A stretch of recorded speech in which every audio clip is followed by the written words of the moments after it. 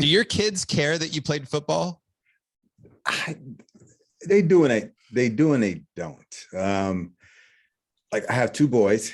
My oldest is as he was growing up, he was kind of coming fresh off of, he's in high school, coming fresh off of me, I guess, playing football.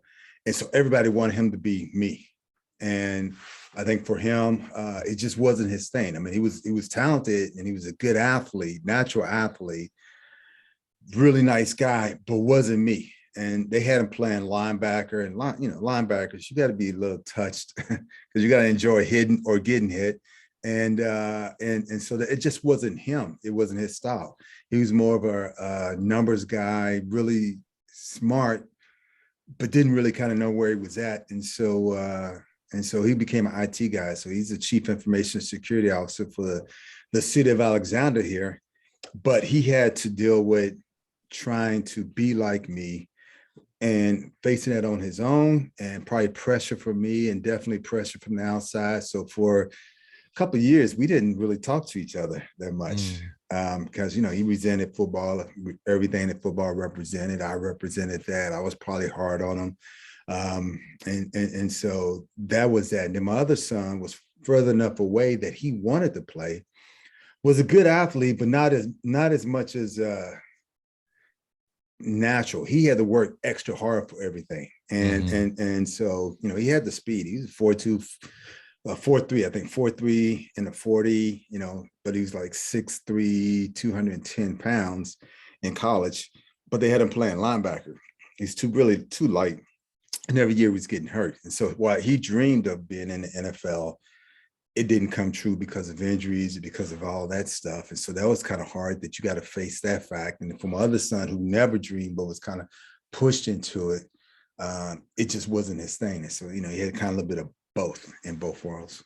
Was it tough when you're raising your kids to balance both wanting to direct them and lead them and show them the way? This is how life works, be tough on them, have high expectations and help them rise to the occasion. And then just to step back and go, they are who they are. They're going to find their way. They're just let nature take its course. Yeah. I think it goes both ways. Like you see single parents having to deal with that question, and it's all on them. I was fortunate enough, I have a wife who was more the, high expectations. You need to do this, you got to achieve this, not in a negative way, but just, you got to set yourself up with standards. And for me, I was more too laid back, hey, do what you want to do. The only thing we kind of agreed on was that if you did it, you had to go 100% for that year. And then you could decide that you don't want to do it. But if you say you want to do it and sign up for it, then you got to give us your best for that year to then decide one way or another whether you like it or not. So, our boys did karate for a couple of years. I probably pushed them with that a little bit more. They played in the band. They did football, sports. They had to find what they were good at. And that was kind of our thing, was to find what you're good at. You don't have to be a clone of me, but find what you're good at, and then hopefully you can move from there. And so at least put the good foundation of having a good education, which both of them did well in school. I mean, they were smart kids. I say smart. Thank God, thank God I married up. But they've done well in that. But more than anything, I think just the biggest thrill to me is when someone meets our boys and say, you know what, your boys are really nice and respectful and they treat people well. That to me is the ultimate check mark that we did something right. Yeah. Go back to your childhood for a moment, if you don't mind, and tell me, what was it like for you growing up? When did you find sports, and were your parents tough on you? Highs and lows, big events of your childhood. So my story, both my parents, we were living together. I'm one of 7 kids. I was the oldest boy, third oldest child. I was in the house watching TV dreamer, and just, Star Trek, $6 Million Man, Twilight Zone, those were some of the shows that I watched all the time, and you just kind of zoom through. And my world was kind of a fantasy world, just looking at TV. Parents were like, "Hey, you got to get out the house. You're too big to be in this house, not doing anything." And back in the day, it was always, kids were outside playing. Get out the house, do something. So they got me into football, and being a quiet kid, not really knowing how to express myself or express my emotions. Hidden is you get a way to take out your anger, but not in a way that's not positive, but a way that's positive. You even get rewarded, for hitting somebody. So I got into football, played some Pop Warner football a little bit. Wait a minute, hold on, back up for a quick second. Did you have a lot of anger as a kid? Were you? Well, so if you look at a lot of kids now, a lot of times that you see a kid that's angry because a lot of times they don't know how to express themselves. Yes. And so, it may be there's no class that says this is how you express yourself. And for some people, it's a lot harder to express yourself. And it's frustrating when you don't know what's wrong. You don't know what you want. People talk about mental illness. You don't have anyone to talk to, a counselor. You don't have that. And a lot of times you may get it through a coach or you may get it through whatever, but I was kind of was an introvert, held everything in and then would explode. And so, I had walls full of holes and stuff at the house, just didn't physically hit my parents or anything because they hit back. But just had moments of just explosions here and there. And it's because you just didn't know how to express stuff, didn't know how to say, you know what, I'm angry because I don't know how to say, this is what I want, or this is how I feel. I don't know the words to say that. I don't feel comfortable sitting down saying that. I don't trust when I say that. And so you come out that way. And I think a lot of kids, not a lot of kids, but there are a lot of kids like that you could automatically say they're bad kids, but part of it is just, they just don't know how to communicate. And that was kind of me. What did you want at that point? What did you crave from an adult? A mentor, your parents? You know what? I mean, I think, back, I just wanted, I always kind of wanted approval. I was a big kid, not big, not naturally, but just kind of a kid with a big heart who was more emotional than anything. But because back then it was like, you can't be emotional. That's a long time ago. Big guy and you're emotional, you're soft, you're weak. And you got all those things labeled on you. So you hide that, you compound that, you press it down, and then you try to move on. And so I think I just wanted to, for me, it was like, I wanted to love the world. How can we help everybody? How can we be good people to each other? We're supposed to help everybody. That's the goal of life. And then when that door gets closed on you, or your good intentions are taken the wrong way, or stuff like that, then it just, you press it down. And for me, once again, I will watch TV a lot. You see those karate movies where you learn to suppress all your emotion, all your pain.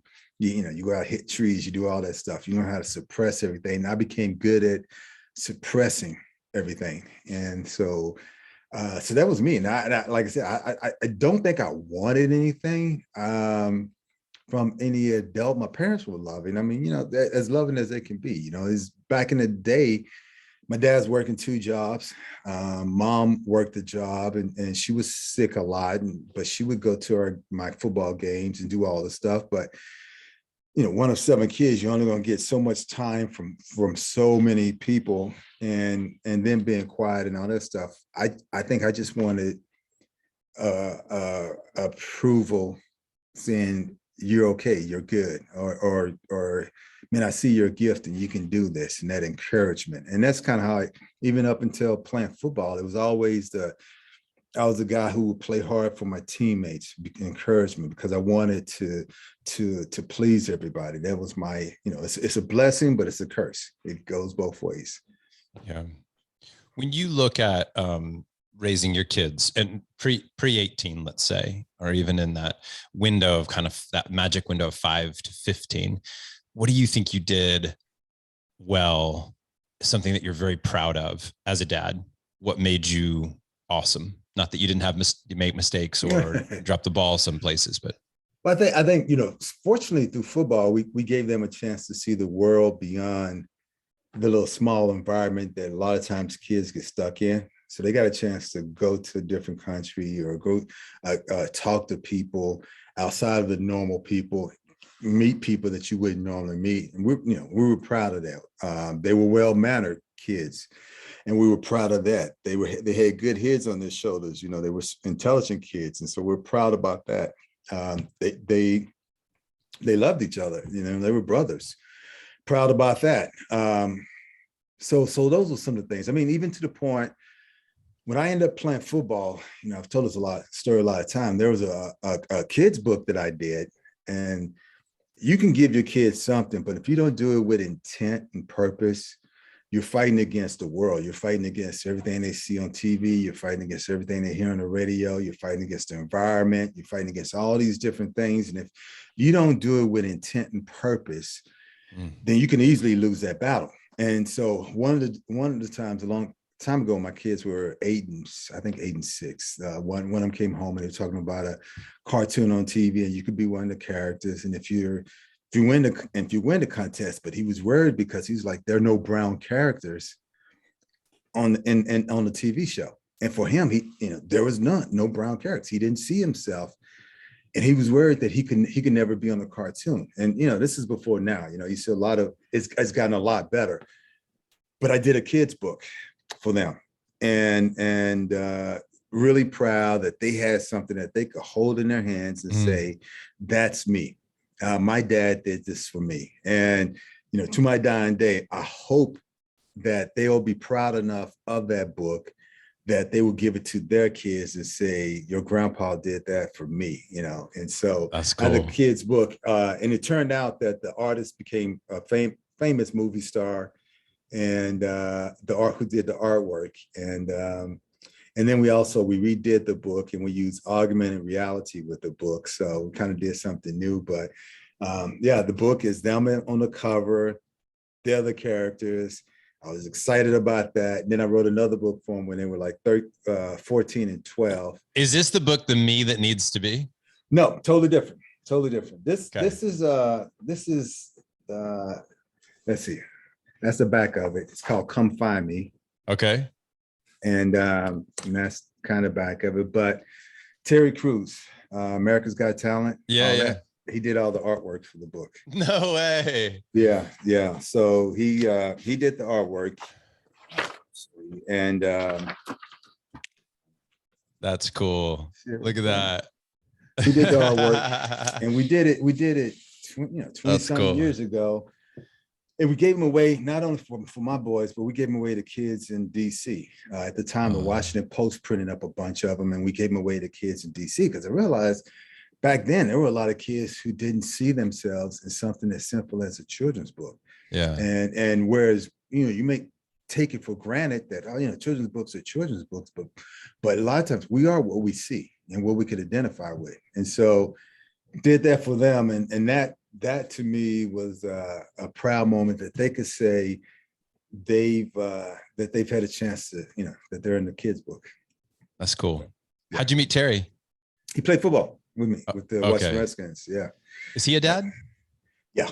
He has, was it 5 kids? I think 5. But he's a dad, good dad. I mean, really good guy. He's at the way he's portrayed on TV. That's who he really is. Is a good guy. When you think of great dads, other men that you've watched raise kids and engage with their families, who comes to mind as like, awesome dad, here's what I respect about him, a leader in that space? Different dads for different reasons. Like there's a guy who I play with, Tim Johnson, who's a pastor now. And so, a loving dad, cares about his kids, but also strong enough that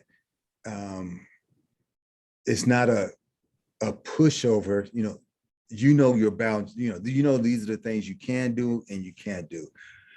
You will get a spanking, but I'm gonna tell you why you're getting a spanking. It's not just out of anger, it's out of love. It's that type of dad. And so he's a really good, probably example of a dad. Terry's a good dad. Hollywood's a hard place to raise a family.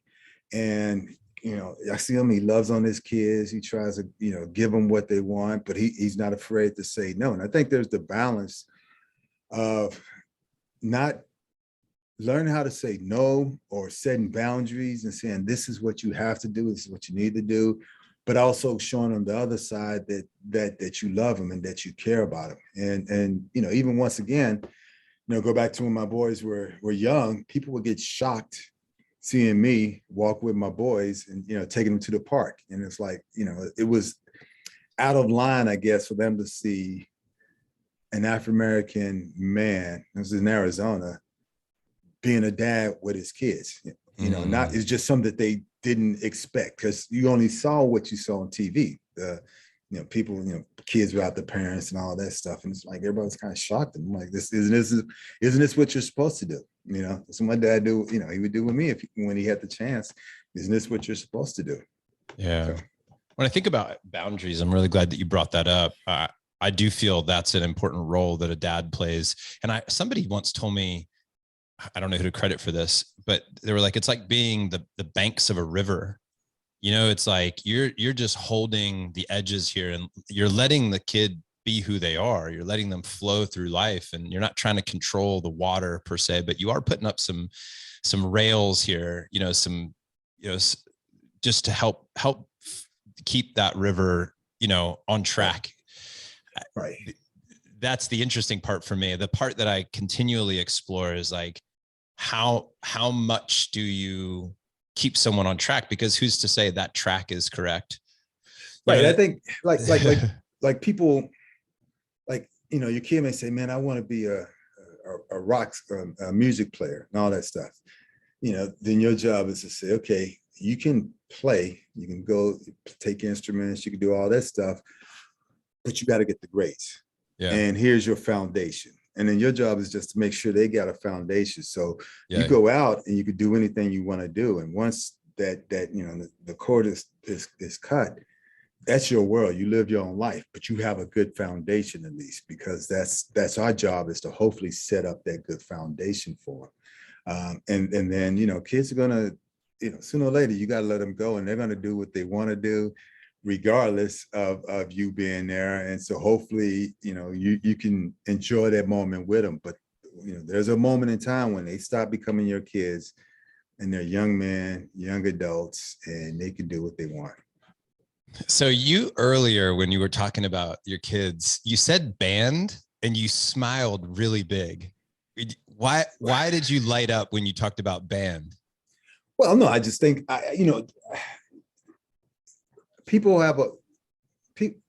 people put walls and boundaries on people, and you can accept it, or you can just say, that's not me. And so when someone would look at, at one time, like, the bands were like the kind of nerds, and they were playing the musical instruments and all that stuff. And then you got football players, and for your kids to play football, but also play in the band, it's kind of like, wow, these are opposites. And here they are playing, the drums and all that stuff, and the little instruments. And it's like, it was cool because they enjoyed doing it. At least for that time that they were doing it, they enjoyed doing it. And so I thought that was cool imagery of not being pushed into being what everyone thought you were supposed to be. Exactly. Although one of them ended up playing football, that was okay, but at least they got a chance to experience something else. Yeah, exactly. What do you feel your role is now as a dad? Your kids are, one late 20s, one early 30s. What's your role in this current phase of life? I'm hoping that I can be advice. I mean, my kids are probably way smarter than me, but advice, or at the very least, a soft pillow to fall on if something happens. Mm-hmm. It's my job is to hopefully be an ear for them. If I can give advice or point them in the right direction, like you said, we still, no matter how old they get, you still try to be that cushion, those bumpers in bowling, you're those bumper walls, no Yeah. matter, you still try to do that no matter what. And then just try to create a safe zone where they feel comfortable being here with us. I mean, my job, my goal is I want them to feel comfortable coming home um, with their families or coming back to stay here or do whatever. I want them to feel comfortable that there's no judgment. There may be things that we can help them with, and not always coming back is the best thing, but at least having a place, knowing that at the end, if they could say anything about me, they could say, you know what, my dad loves me. If that's what they take out of everything, and they can say that, then I've done my job. Because if they know that I've got their back at the end, regardless, that I'll do anything to protect them, anything to look out for them. If they know that in their heart, that at the very least that they just pick up the phone and call me and I'll be there in a heartbeat, then I've done something right. Is if we take you, Ken, the man, and separate from your family, separate from your wife, your kids, and your business, just you as a human being, what do you feel you're most energized by right now? And what do you feel that you are most challenged by right now? You know, inside your head and heart. Probably the same thing. So like I want to create. I like creating stuff. I get excited. You know, you create a book, you get excited about it. I'm trying to create a new sports game. You get excited about it. You are right now? Yeah. What is it? Yeah, I Can you can't talk tell about you it? yet. It's different. Right. I'll tell Gotta you get a it bit. patented first, right?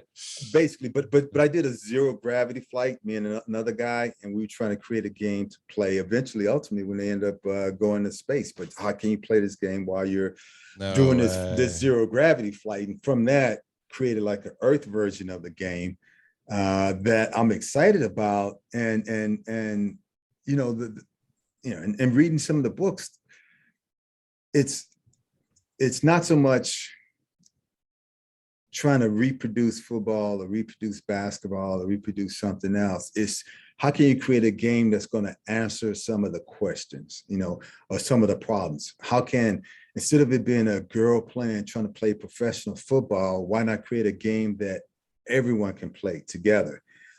Try to answer some of those questions. So I get excited about that. I get excited about, trying to do a movie. Those are the things that I get excited about. What was your second part of that question? Well, just what are you challenged by?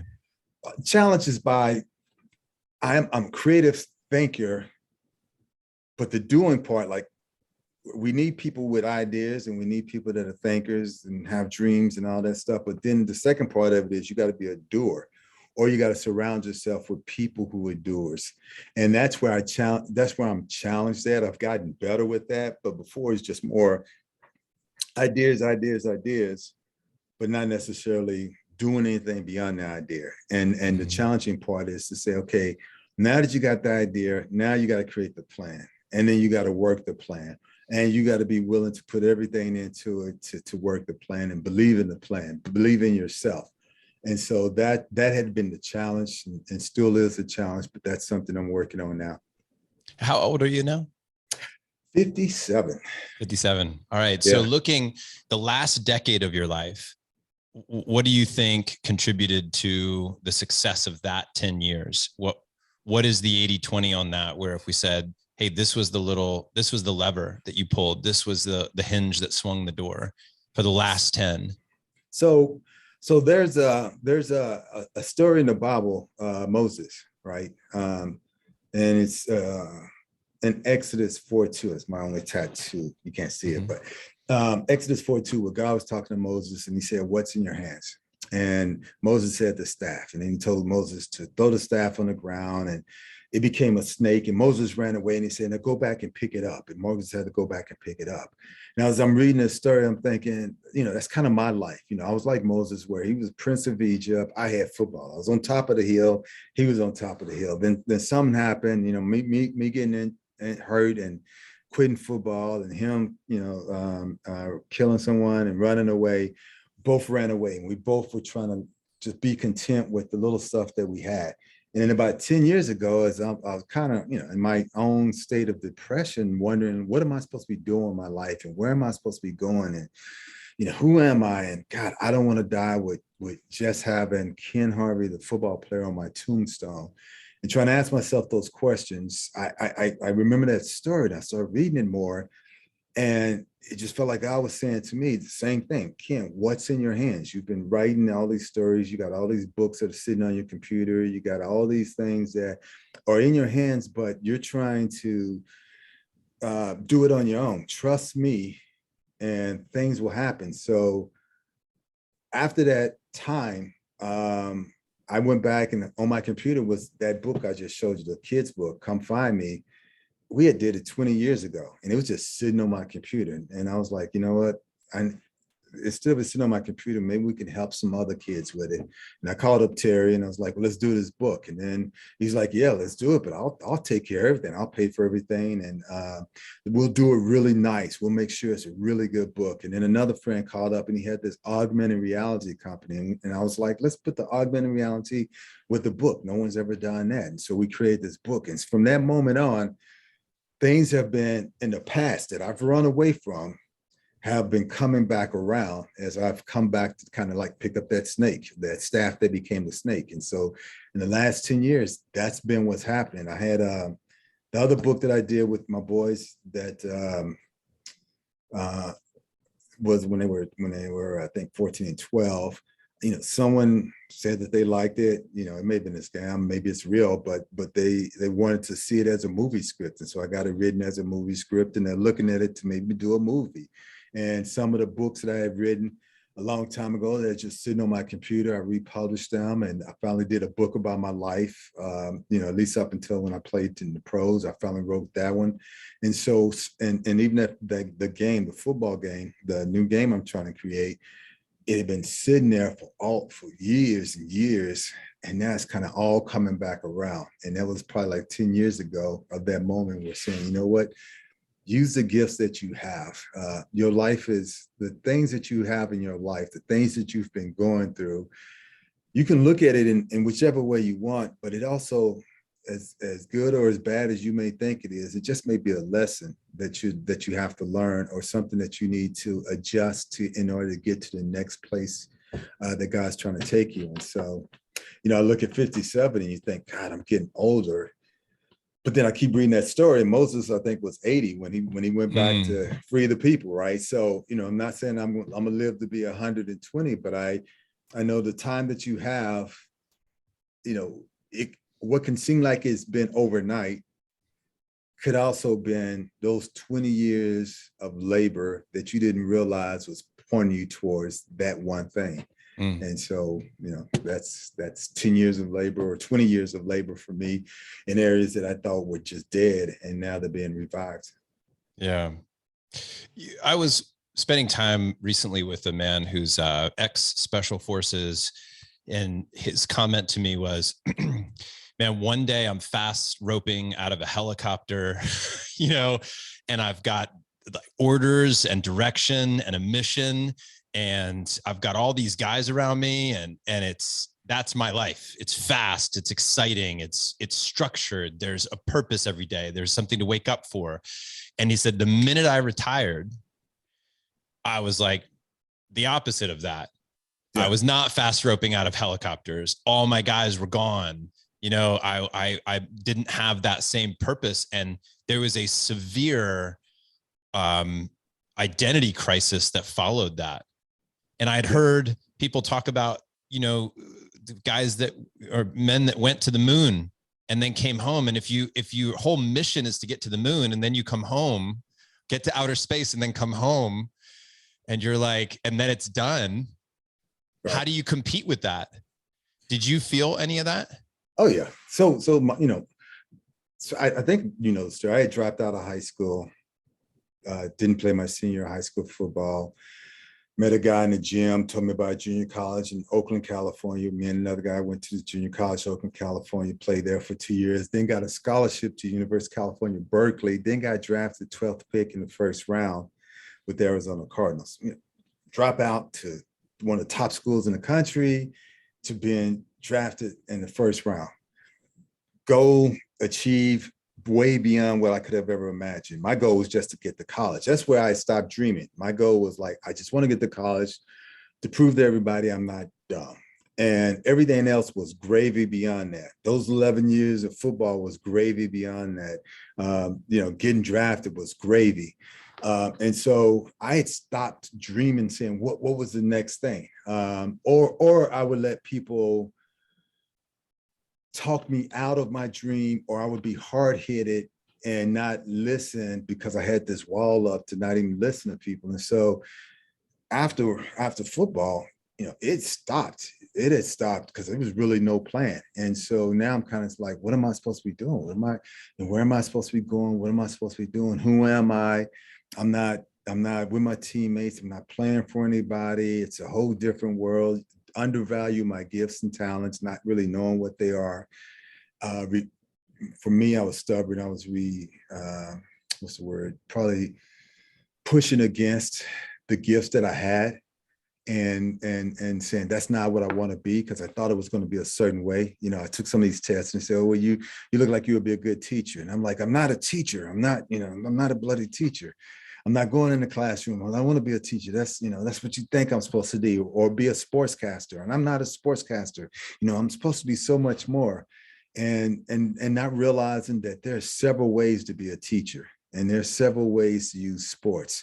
And so I walled it off and put it in like a little small package. And once it stopped, I was lost. And you can, as you can walk around, you could be 100 guys and you could be in a crowded room full of a bunch of guys and be the loneliest person in the room. And you may be the life of the party, but you could be the loneliest person in the center of the room. And so I was like that afterwards, because I didn't have it and didn't know what to do.